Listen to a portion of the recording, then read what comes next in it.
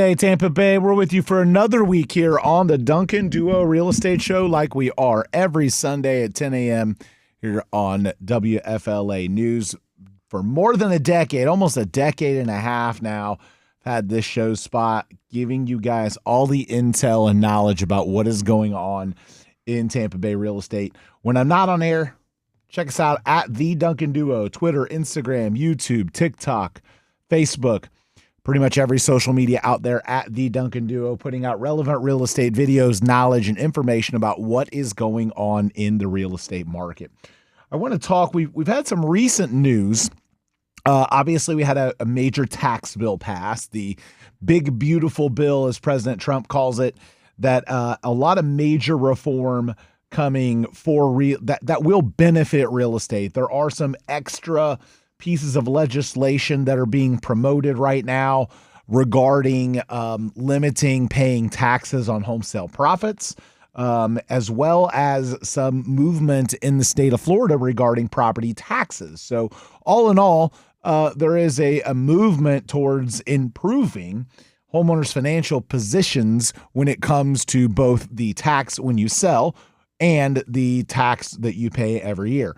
So great news for homeowners. I think good news for the real estate market is that we'll likely see some movement in a few of those areas. Do I think that we're going to see a blanket, a blanket abolishment of property taxes in Florida? No, I don't. Do I think that there's a chance that we could see some improvement, some reductions, some increased exemptions, some potential abolishment up to a certain price point and for primary owner occupant homes? I do.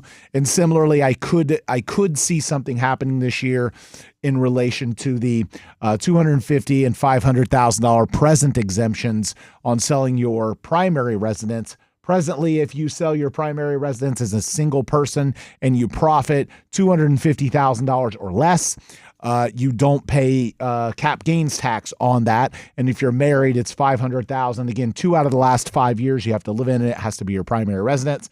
So there is some pressure for those numbers to change or go away altogether. I don't see that happening. But I do think there's a chance that number could move up because it's been on the books for about 20 years. Prices have risen. Inflation has changed. It is keeping a lot of homes off the market. There are a lot of sellers today saying, I don't want to sell my home because I don't want to pay the taxes on it. And I don't want to sell my home because my interest rate's high, right? Or my interest rate's low and it would be high if I buy. So there's a lot of things holding real estate inventory back and probably artificially making the real estate market worse than it is. And so there is some legislation being proposed to try and improve that. I want to talk next about something that we saw really pick up during COVID, and it is the solution. I want to just let you know this about residential real estate. You're going to see all the pundits and people talk, oh, the market's going to do this, or it's going to crash, or inflation this, which has reduced considerably. The market's going to tank, all these things that people are saying because they look at the past and history. And the past and history says when we have an employment issue, when prices rise too much, when interest rates are too high, people start to have an inability to afford, and then it's a domino effect towards a crashing real estate market. That was the example of the Great Recession. The obstacle and difference today compared to the Great Recession is during the Great Recession, there was very little mortgage underwriting. There was very little done to vet, approve, and confirm a home buyer really truly could afford and had the money to buy the house. There were a lot of liar loans. It was just rampant fraud, as well as the system, because appreciation was so much, the system got really laxed and just wanted to create more loans because that's how banks make money. Well, they learned their lesson because of how bad the Great Recession was, and a lot of the mortgage lenders made major reforms to their underwriting standards, as well as the Fannie Mae, Freddie Mac, FHA, and VA. So today, it's a completely different scenario with how people are able to qualify for a home, how many homes someone can qualify for, what you have to do in terms of proving income, depending on your credit score. It is a lot harder to get a mortgage today, which means that protects the default rate. The default rate and foreclosures are what kill a real estate market. So it's not really the economy or employment or interest rates, okay? It is foreclosures. Because here's what happens with a foreclosure. A bank takes a property back and then it becomes the low comp for the neighborhood. And then you have a domino effect, banks undercutting each other, a neighborhood losing massive value very quickly while banks try and deploy and get rid of their assets. Well, the financial game completely changed during COVID. And this is why our real estate market will never see a crash like it saw during the Great Recession ever again. We've already seen commercial real estate markets get throttled. We've seen stock markets get throttled, but residential real estate has like a little safety bubble over it. Okay. The Fed, the federal government, not the Fed Reserve, the federal government, the mortgage lenders, the mortgage investors all learned their lesson. So they said, okay, now that we have changed our underwriting standards, what can we do to try and keep people in homes? We had historic increases in appreciation for a several-year period through COVID, and the majority of homeowners out there, even if they struggle making their payments, are not being sent to foreclosure because they have a lot of equity. The banks don't want to own real estate, okay? If you've ever experienced buying or selling or dealing with banks when it comes to residential real estate, whether it's a short sale or foreclosure, it's not real smooth. They're not set up to handle it. They're set up to loan money and to manage money, not properties. So now you have this hedge fund bank network where they trade bad assets to keep them from going to foreclosure and then having that low comp in the neighborhood pull everything down, which turns into a domino effect and causes other homes not to be able to sell and then not to be able to loan. So now they don't do that. The homes don't go to foreclosure very often. It's very rare. Banks will partner with hedge funds. They'll sell bulk deals to hedge funds. The hedge funds won't report the actual price of that unit because they'll deed it differently. And then you don't ever really see it. So then regular retail prices don't ever get pulled down. So the banks learned, the investors learned, and now there's way more cash and Wall Street money in real estate purchasing than there ever has been. There are enormous hedge funds that own way more real estate than they ever have that don't have traditional mortgages on them. So because of the number of professional, national corporate hedge fund landlords that are out there, the idea that homes are going to go into foreclosure and then pass to an individual investor in a foreclosure auction is just gone. It's not that it doesn't happen. It is just really, really rare. It's why we don't see a lot of foreclosures. So the Fed, the banks, the institutions all figured it out. They keep a protective bubble around real estate. They intertrade the assets so they don't turn into foreclosures and become the low comp so that they can keep loaning money.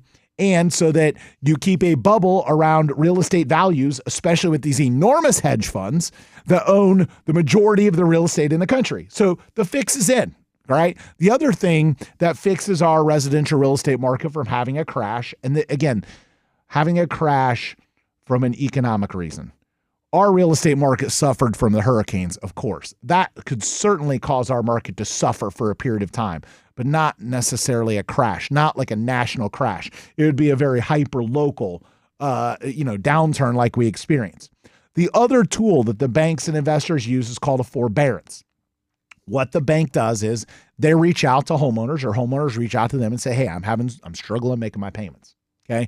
The bank then says, okay, while you get your stuff together, all right, while you get reemployed or handle whatever setback you've had, because you have enough equity, we're just going to take, and the majority of consumers have plenty of equity. We've been so long since we had the foreclosure crisis that equity is way up. The only consumers that are really running into challenges where they could turn into, distressed properties sold on a retail setting, people have bought maybe the last couple of years and then are forced to sell or have to move and don't have money. So again, are there short sales? Yes. Are there foreclosures? Yes. Is it going to be anywhere near the plethora that we saw in the Great Recession? No. So the real estate market is protected. That consumer goes out and the lender says, we're going to let you miss 6 months of payments. We're just going to add it on to the end because you have so much equity. And then they get reemployed. Well, they didn't have this before. So before, when you got behind, it turned into a distressed property. The bank would start foreclosure proceedings. The bank would eat up a bunch of legal fees. Now forbearance, as well as the massive number of financial institutions that are partnered up and connected to banks and have relationships to be able to buy the homes in bulk before they ever turn into a foreclosure. It's a stark contrast to the 2008 financial crisis. Mortgage forbearance wasn't readily available. You didn't have the same equity run up that you have today. And you certainly didn't have an economy like today where people can get reemployed and catch up. And you didn't have the number of enormous billion-dollar financial institutions that were buying real estate and becoming landlords all over the country. So if you have fear that the real estate market is going to crash and you're going to wait till it does, you're going to wait a long time, because it's not going to crash nationally again. It's just not going to. There's so many protections in place. Other markets could crash. Commercial real estate could have problems like it has the last years, but residential real estate is not going to see a crash. Will you see prices drop? Will you see fewer home sales? Sure. But you're not going to see these years where you see 20, 30, 40% depreciation like we saw during the Great Recession in certain neighborhoods, because the fix is in. They figured it out. They know how to put this protective bubble. They know how to use the equity. The banks don't want the properties back. They don't want to foreclose. They'd much rather issue a forbearance for people that have equity, give them a chance to kind of get back on their feet, keep them in the home so that the market is protected, so that their holdings in real estate stay safe, so that they can keep loaning on real estate and not have major guideline changes, so that they can keep a protective bubble around home values. So again, to summarize, our market's not going to crash. Forbearance protects it. The hedge funds protect it. The amount of cash in the market protects it. And the enormous equity run up that we had puts most people in a position where they have enough equity to sell and still profit if they absolutely were forced to sell.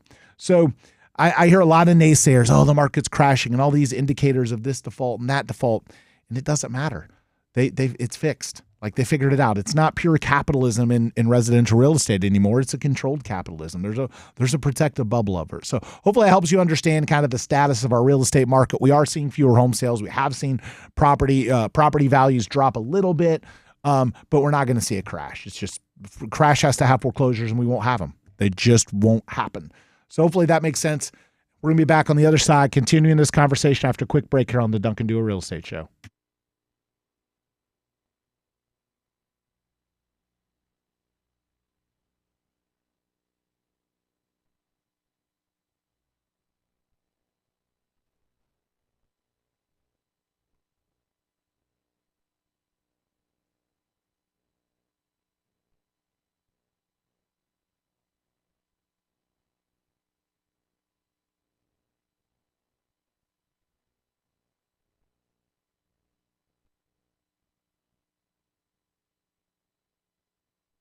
So back here on the Duncan Duo Real Estate Show, talking about Tampa Bay real estate. What I want to talk about next is a really uncomfortable part of the real estate market, and it's helping people sell real estate during divorce. There is a lot of misnomers and misunderstandings about how real estate is controlled in a divorce in Florida, and how the real estate broker has to work with both parties if they are both parties to the house or occupied and on title. Because we see it a lot where one spouse will call us and say, hey, we want to sell the house. Well, the other spouse is on title. Well, we got divorced. They need to sign, or we need something. And there's a lot of attorneys that help people get divorced and then don't tie up all those loose ends to effectively make sure that that party has full authority to sign. So in reality, the way it works typically is anyone that's listed on title needs to sign. They need to approve and authorize the sale. If one party directs us after they've signed, that we can communicate with one over the other. But what we get stuck in the middle of a lot is the two spouses who can't get along. There's a reason they're getting divorced. They don't like each other. And we're stuck in the middle having to serve both of them, which we have to do. We cannot work with one party over the other. We have to work with the husband, just like we have to work with the wife. We have to communicate with them. We have to try and represent both of them. And so it puts us in this obviously difficult position sometimes, because we're in the middle of a contentious situation between a couple that's divorcing. But the reality is, any time there's divorce, or even just a dispute about a property where there's more than one person on title, all of those people are being represented. All those people have to agree and sign off on any changes. One party can't say, hey, lower the price, without the other party agreeing. Again, in lieu of us being provided some sort of legal agreement or court document that authorizes one party over the other. But we see it happen a lot. Well, oh no, he's okay with it. He's okay if I sign. He's okay if I list the house. It doesn't matter, or, I'm on this house with my mom, but she doesn't need to know about it. Those things just unfortunately pop up all the time. And so what I can tell you as someone who has gone through divorce, when you're selling assets and you're going through divorce, the tough part for the spouses is to kind of try and stay amicable because there's a reason they're getting divorced. So you've got this challenge where two people have to get along to accomplish something that clearly can't get along. And a lot of times it turns into things that homeowners that are divorcing make mistakes on because they're mad at their spouse. Well, I don't want to agree to that because he wanted to do it, or I don't want to agree to it because she wanted to do it. And so we get stuck in the middle with sometimes trying to make a good piece of advice to one of the spouses, and then the fact that one spouse agrees to it, the other doesn't, simply because the one spouse agreed to it, even though it's the right call. So what I would tell you is do your best to set aside the emotions of your divorce and think of owning real estate during divorce or post-divorce as a business decision. That is now a business partner. Stop thinking about them as the emotional person that mess you up.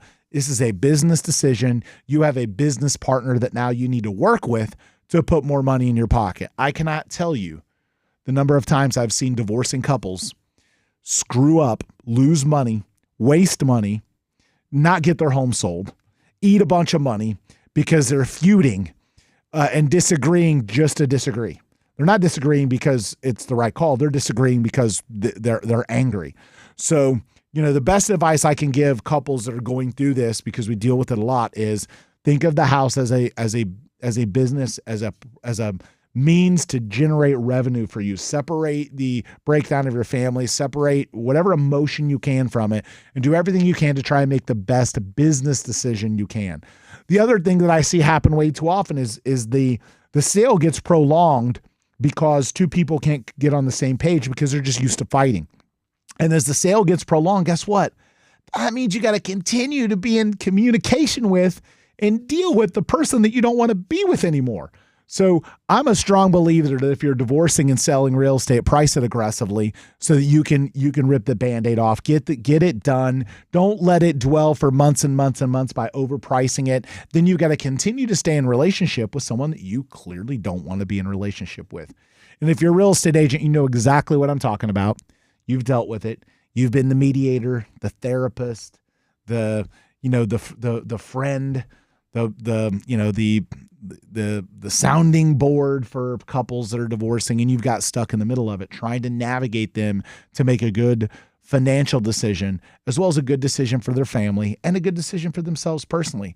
The longer you fight through the sale of the real estate, the longer you have to continue dealing with the person that you clearly want to get separated from.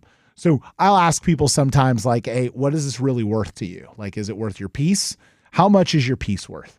If you don't want to have to deal with this person anymore, then why are you arguing about what can be done to move the property quicker?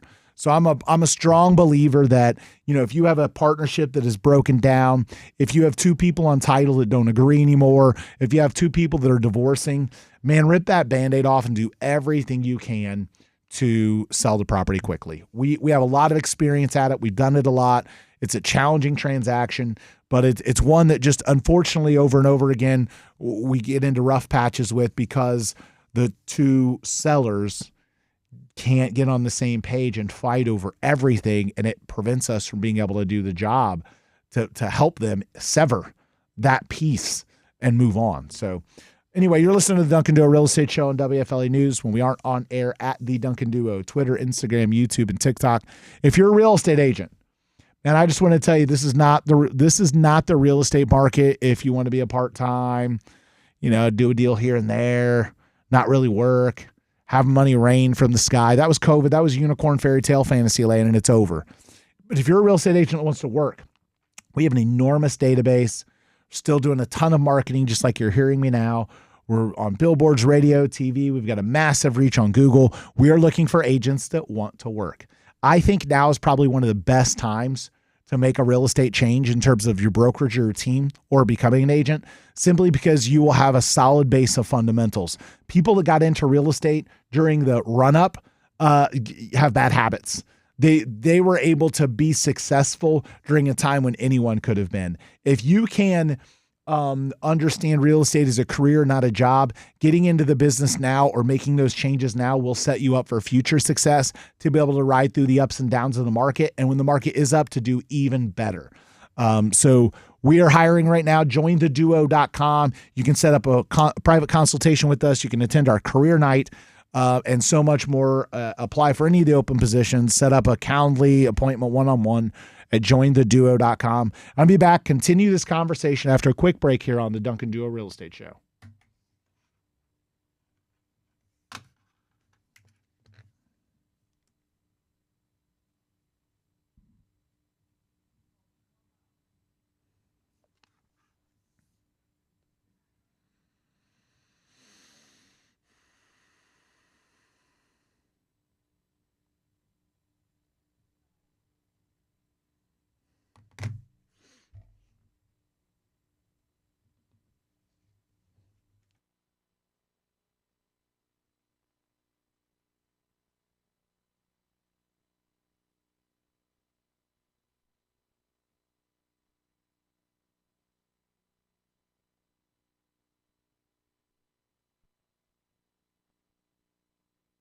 So we're back here on the Duncan Duo Show talking about the Tampa Bay real estate market. And one of the tactics that I'm using, and this is Andrew Duncan with the Duncan Duo team at LPT Realty, one of the tactics that my team is using today that there's a lot of real estate agents giving people bad advice about, and it's refreshing, rebranding, and sprucing up your home listing.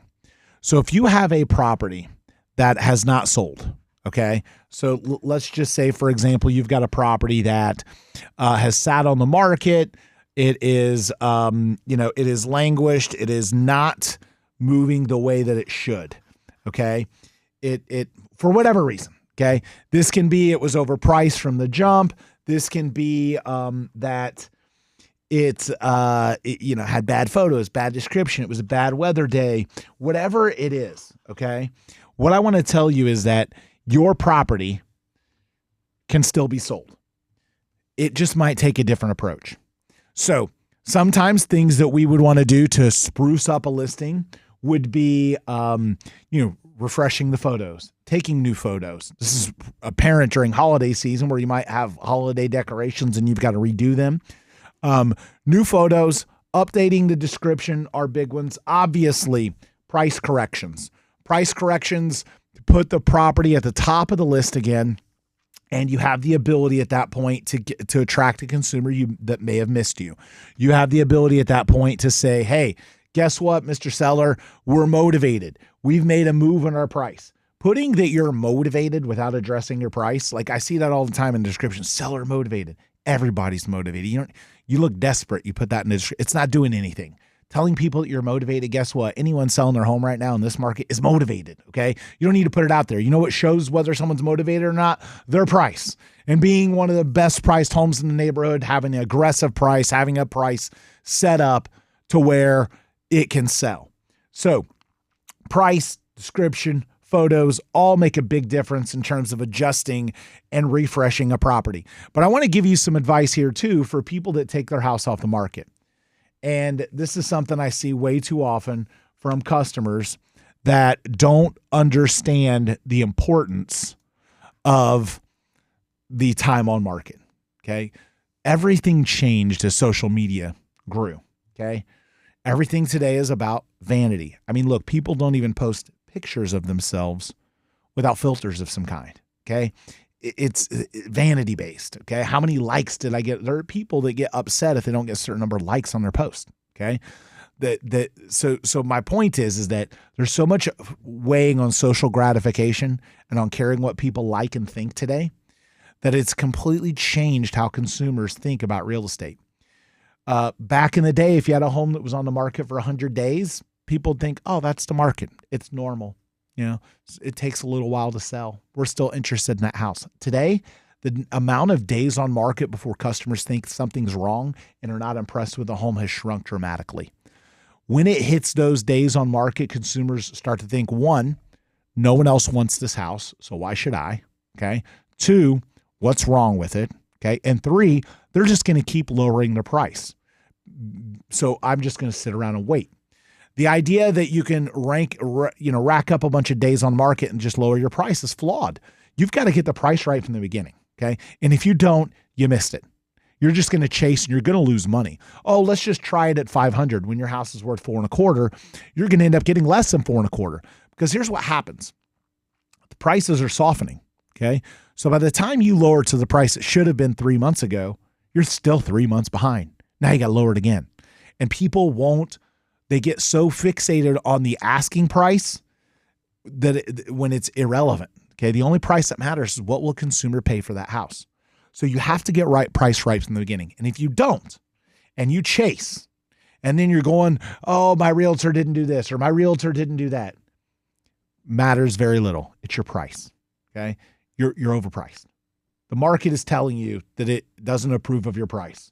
If it was the right price 30 days ago and it's been 30 days and you're getting no showings, the market is now telling you your price isn't right anymore. And realistically, as much as I can say about how we do this with marketing and videos and this, that, and the other, the greatest thing a real estate agent can do today to serve you, to get your home sold, is to be as brutally honest as possible about what your home can sell for. There are a lot of real estate agents who don't know how to do that because they got into the business during the run-up when everything was rising, and they're just used to telling people what they want to hear. And if they got the price wrong in 3 months, prices are going to go up and they'll get there. That doesn't happen when prices aren't rising anymore. Okay. So there are a lot of real estate agents still using that same MO.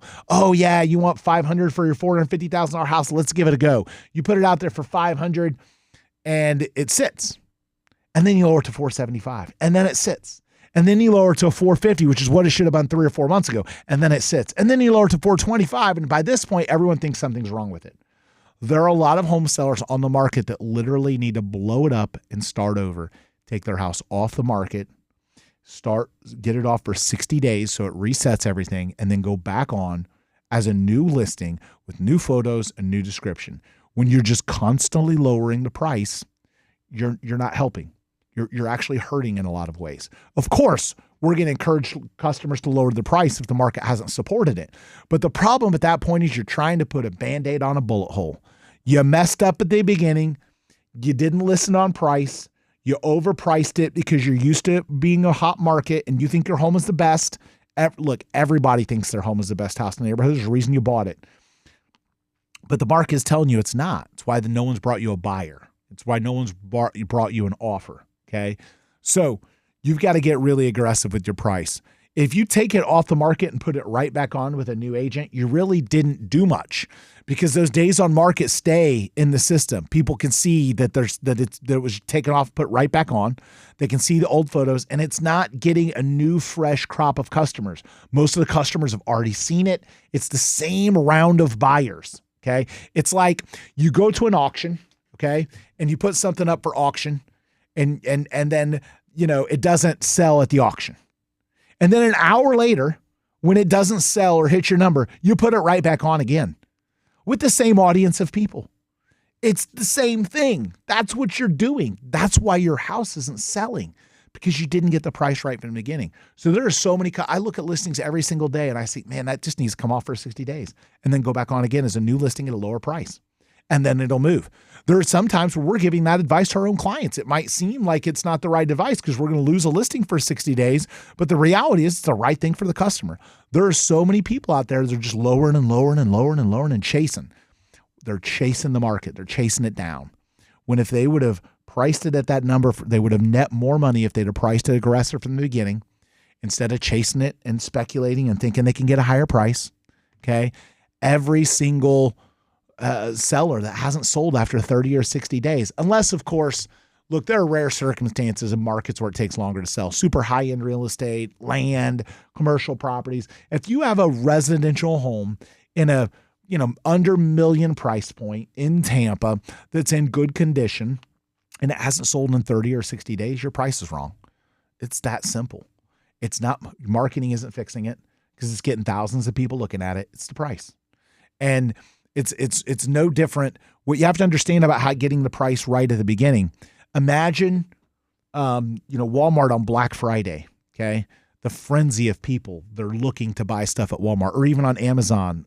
You got the Prime Day thing going on, right? Price is what is moving the needle for those people. And prices and Black Friday and Prime Day and all that, that's the first few weeks of your house on the market, okay? When you miss that, you missed it. You missed it. And now every customer is going to think something's wrong with your house when you didn't get the price right from the beginning. That's just the reality of a challenged real estate market. Sunshine, fairy tale, unicorn, fantasy land is over. We're in a tough real estate market. And if you're going to sell today, you have to get realistic with your price very quickly. Very quickly. You cannot sit out long at a high price. You got to get right very quickly or you're losing money because you're going to follow the same flawed logic that works in a hot market. The market we've been in for a long time. It may be the same type of market that was in the last home or two that you sold. You may not have sold real estate during the Great Recession. You may not have ever owned a home during the Great Recession, but this is the MO. Certainly not as drastic. We're not seeing prices drop as much. We're not seeing enormous amounts of foreclosures, but you are seeing prices soften in a lot of neighborhoods. You are seeing fewer sales and more inventory because people don't want to pay the higher rate to go out and buy, and they don't want to pay the tax on the sale of their home. So they're holding on. So the point I'm making is price matters more than it ever has. Consumers have to be knocked off the fence. They can see the data. They know the hangover that we have from the hurricane. They can see the statistics. They can see the prices. Okay. If you're going to sell your home today, you have to be very aggressive with your price. And if your home hasn't sold and you're eating up days on market, take it off the market, give it 60 days and go back on as a new listing. That is the only thing that's going to matter in terms of moving your, your house off the market. It absolutely has to be priced right. You're not in a market where you can gamble with that. You're just not, because like I said, by the time you get to the right price, it's too late. And then by the time you get to that price, what I am a proponent of, not an opponent, what I am a proponent of is aggressive pricing from the jump. Pricing it slightly below market to get the buyers to chase you. Make your home a seller's market, okay? So if your house is worth $450 and you price it at $425, it may get a bidding war and sell a lot closer to $450 than it would if you'd have listed it at $450, and certainly more than if you listed at $475 or $500, which is flawed, old school, stupid logic that just doesn't work. Lower the price to a number that will get people to chase your house. Create a seller's market for your house. Make your house the market, the economy for your home, like it was during the run up during the COVID years when prices were rising, because you're now looking like a great deal. Buyers have to be knocked off the fence today. If they're not knocked off the fence, they keep sitting on it. So again, if your house has come off the market and you're talking to an agent that's telling you to get it right back on, they're desperate for a listing and desperate for a sale and giving you bad advice. Your house needs to come off for a little bit. You need to get it in front of a new set of buyers. Okay. And you might say, oh, I can't afford the mortgage payments for 2 months. Well, we can help you try and get forbearance, but you're going to lose it in equity if you try and go back on, because everyone's going to see the days on market and they're going to click next. Okay. The days on market make consumers click next. They think something's wrong with it, or that you're going to lower the price, or that no one else wants it. And if no one else likes or wants it, they don't want it. That's just the way social media has trained people to think. So hopefully that helps you understand the challenges that you have in pricing your home today. We'd love to help you. If you want an aggressive agent, if you want to price your home aggressively, if you want to move your house at the number that will get the market to chase you, hit us up at DuncanDuo.com. Again, that's DuncanDuo.com. Just type in your address. One of our agents will reach out. We'll talk to you about pricing strategies. We'll help you get your home sold and so much more. Again, at DuncanDuo.com. We'll be back wrapping up with our last segment here on WFLA News.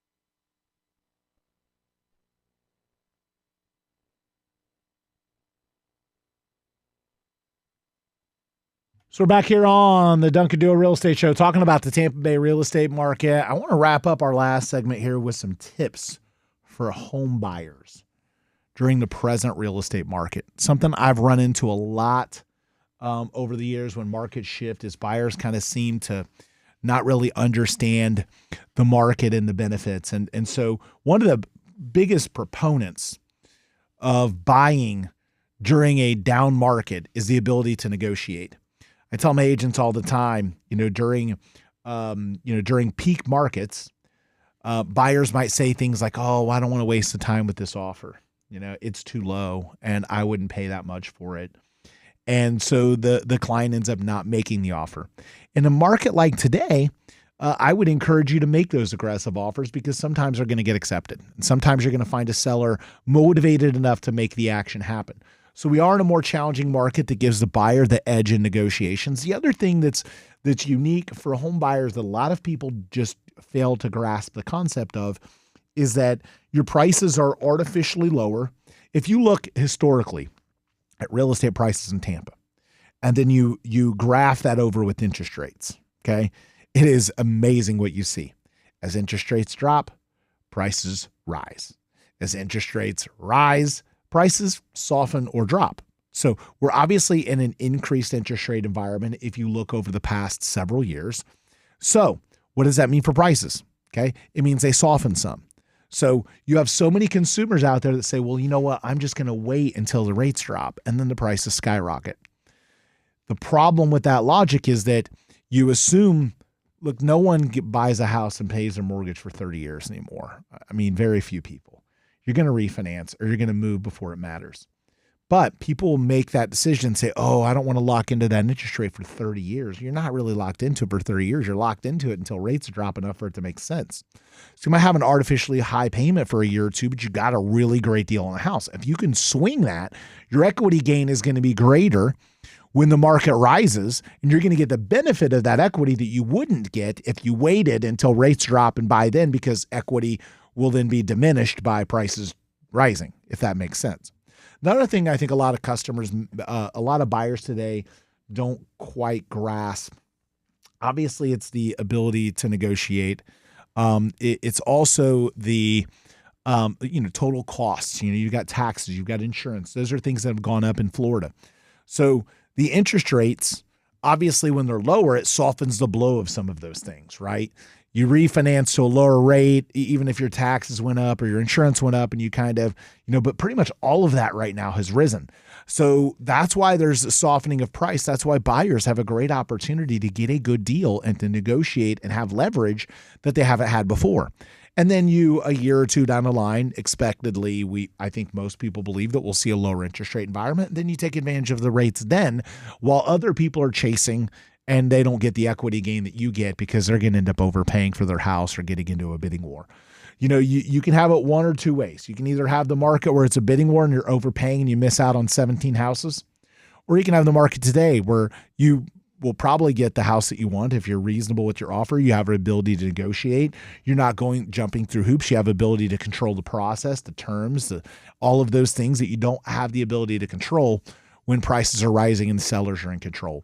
So buyers right now, I think it's an incredible opportunity if you're buying for the long haul. Look, if you're trying to flip it, if you're moving in a year or two, maybe it's not the right call for you. But home buyers today have an ability to gain some considerable equity when we do see interest rates soften or property tax abolishment, which is something that has been put on the agenda in the state of Florida. Another thing I think consumers make the mistake about today is thinking of their house like a vacuum. And the best advice I can give you is to separate yourself from your home and understand that when you're selling it or when you're buying one, and understanding the relativity of the other home that you have. So here's an example. You own a home, okay, and you want to buy another one. You want to move. And you want to get $600,000 out of your house that's only worth $550,000, right? We have consumers all the time. They don't realize those two things are interconnected because you're buying and selling in the same market.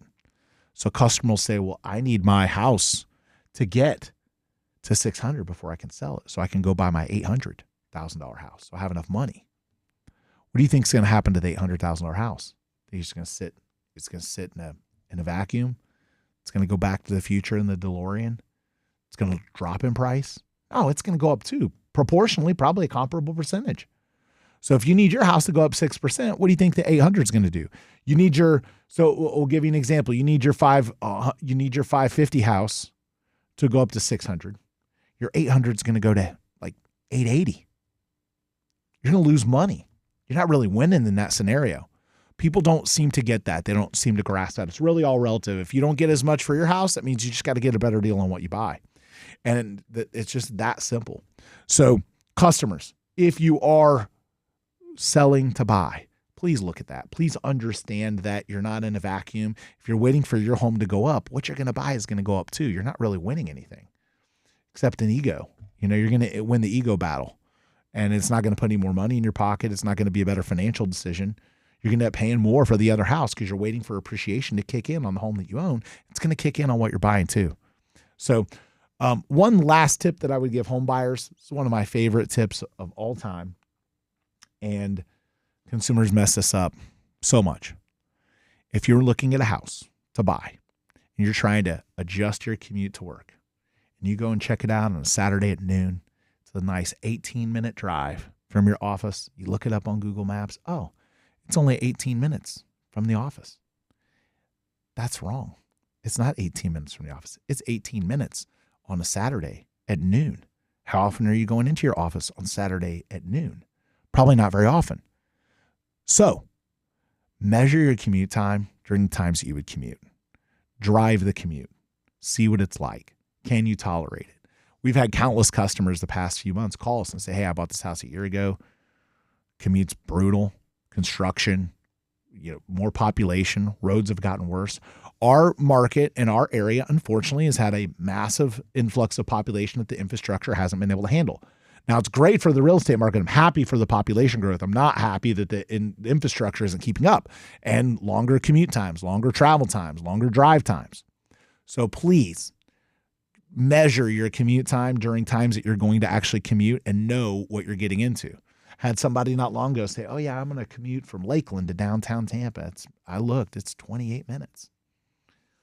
On most days, it's way more than that. But they did it on a Saturday at 9 in the morning when they went to look at the house. We're ready to buy it. It's only a 28-minute commute to my office.